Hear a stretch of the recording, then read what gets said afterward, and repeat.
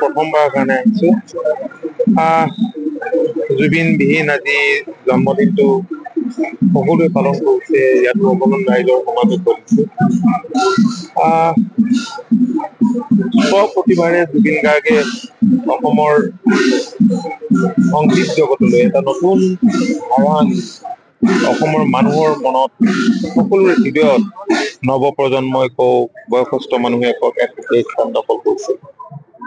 আৰু সেইকাৰণেই হয়তো আজি কেৱল অসমবাসীয়ে নহয়, ভাৰতৰ বিভিন্ন প্ৰান্তত, পৃথিৱীৰ বিভিন্ন প্ৰান্তত তেওঁক শ্ৰদ্ধাৰে সুঁৱৰিছে। তেওঁ অমৰ হওক।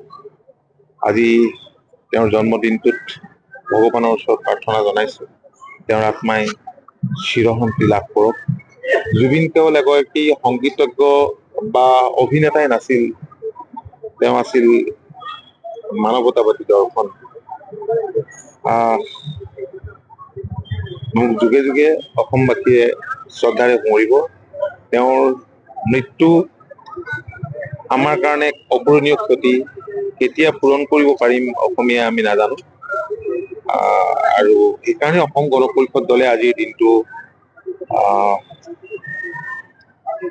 জাতীয় স্বাভিমান দিৱস হিচাপে পালন কৰিবলৈ সিদ্ধান্ত গ্ৰহণ কৰিলে। আৰু আমি সমূহ অসমবাসী ৰাইজকো আমি আহ্বান জনাম, এজন স্বাভিমানী অসমীয়াৰ এই জন্মদিনটো যাতে সকলোৱে ভৱিষ্যতৰ দিনতো জাতীয় স্বাভিমান দিৱস হিচাপে পালন কৰে।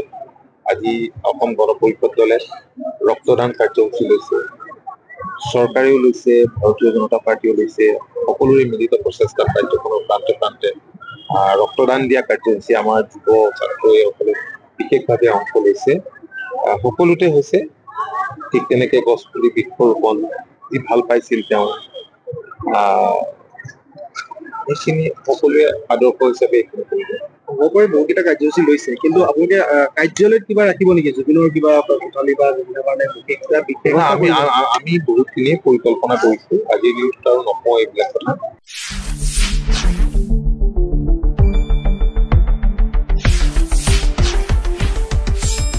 শুদ্ধ আৰু বিস্তৃত বাতৰিৰ বাবে চাই থাকক নিউজ ডেস্ক ৰিপোৰ্ট।